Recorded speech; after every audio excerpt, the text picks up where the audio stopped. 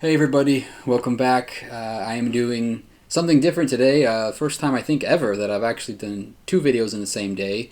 I'm trying to take advantage of this sunlight before it goes away. So for anybody that watched my other video, thank you. Again, I don't typically read my words, so that was kind of different, but it's good practice for me, I think.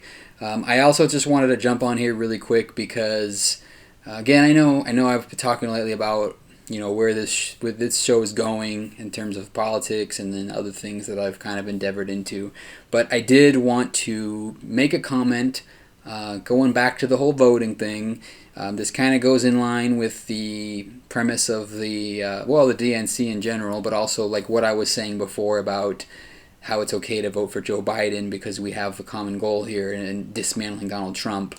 But specifically towards voting itself. So I did do a video recently on vote.org, and again, if you haven't checked it out, I definitely recommend, like regardless of what state you're in, go to vote.org and just check to make sure you're registered, make sure they have the right address, and make sure that you know whatever steps you need to take to get your ballot sent to you. Like I said before, I'm in California, so anyone that's registered is automatically sent a ballot, but even for myself, I still went in there, made sure that they had my address, and made sure that my ballot was on the way.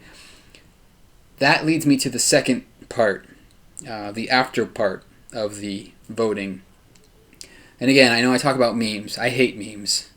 You know I hate memes. I hate memes because they're cheap. They don't really take much thought, or really any. There's very little research, if any, done into them, and it pretty much just strikes like the most simple, basic kind of premise of logic that's usually dismantled pretty quickly if you do a modicum of research on it. So this particular one that I saw, and actually I'm actually off Facebook. Like I don't even have my regular profile, but I have to use Facebook for the 10th Man page. Check out my 10th Man Facebook page too, by the way, if you're so inclined. It's in the description. But anyway, so I'm still on there occasionally, and I saw one where the meme said, "Would you be willing to take $5,000 in cash and mail it to yourself? If you wouldn't, then you better go in and vote in person in November."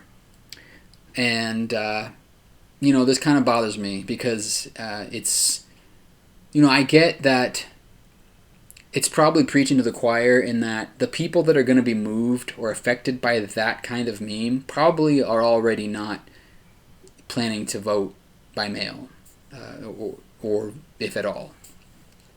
So I may just be kind of preaching to the choir myself here, but I like to think that I can have some kind of influence in dispelling rumors about the mail. So, and again, this one really caught my eye because it does relate to the vote.org video from before. So here's the thing. Now this is just a terrible, terrible, flawed logic. Obviously, there's no reason to send $5,000 to yourself. Okay? I mean, you're not proving anything. The best case scenario is the system works the way it's supposed to and you get your money back. Worst case scenario, you lose your money and it's gone forever. There's no website you can go to verify the handling and management of your cash. The whole point of vote.org is, and this wasn't just for this year. This is every year. Even if you go back to regular voting again down the road, every time you vote, go back online and check and make sure that your vote was counted. It's really simple. You know who you vote for, right? You know who you're voting for. So after you submit your ballot, and usually you'll have an idea. Like usually, if you're especially if you're doing it in person, but even if you're mailing it, usually based on like what information you have on the ballot, you'll usually have a pretty good idea of when your vote should be counted. And again, obviously, get it out there as soon as possible. But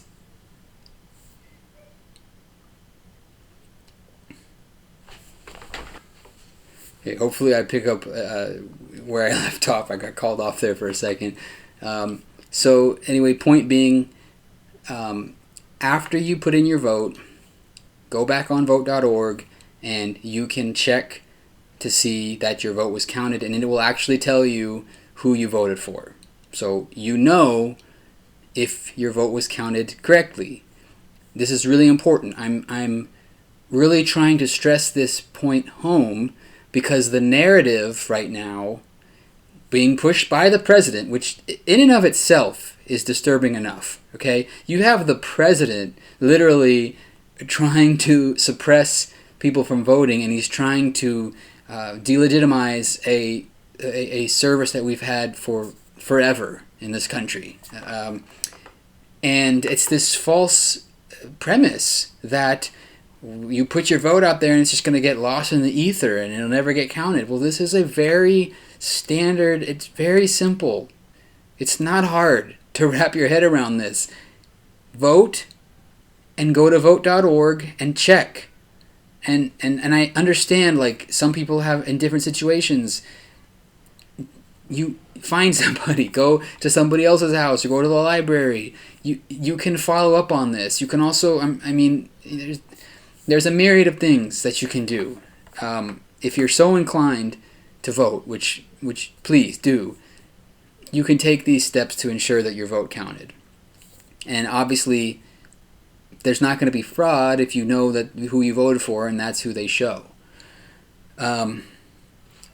This stuff, it seems like common sense to me, but I just I get nervous. I get nervous because these memes, they like to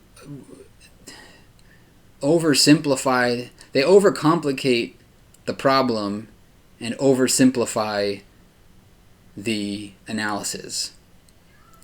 Like, I just don't know why you would think, why you would make that comparison with cash. I get my tax return checks in the mail. I send, important documents in the mail. I get things in the mail all the time. It's this idea that, like, you send it off and it just goes off into the ether. There are checks in place that you can make sure that what you voted for was counted. And by the same token, and this is especially a good recommendation, a reason to vote early, if something is not right, you can catch it and you can tell the proper people. There will be numbers that you can call and get that sorted out. If anything, it's more reckless to wait because you don't know what could happen on the day of. And also, I did want to make one other comment on the same token. The notion, the idea that conservatives seem to be so paranoid about putting your vote in the mail, right? Like, don't put, just like you wouldn't put your cash in the mail. Like, I don't trust. Why are they trusting of the poll people? Why would you trust, if you think that the system is rigged, that by using the mail for getting your vote out, why would you just assume that your vote is safe when you go to the polling place? I mean, really, why? The people there are immune to corruption? You think that corruption exists in the mailing service? You think that it exists with anybody along the way? Why wouldn't it exist with people in the polling booth? It's the same thing. Yeah, I mean, there's going to be a few bad apples, but there are checks in place, like I said. And I'm saying, I know I'm beating a dead horse here, but I just think this is so important. So please go out and vote. Don't let this stupid bullshit clog your thinking. It's really not that hard. It's not that complicated. And I'm sure, I'm probably preaching to the choir because, again, everybody that watches me is so smart and informed and doing their part as citizens. But you can also share this message, and you don't have to make them watch my video. Just tell them vote.org. And you can follow up on your vote, and use that polling place too. I think that's a pretty good point, right? I mean, how can you know that your vote's not going to get corrupted when you go to the polling place any more than when you send in the mail? Anyway, thanks again for checking me out. We'll be talking to you again really soon. And remember, don't be afraid to question the consensus.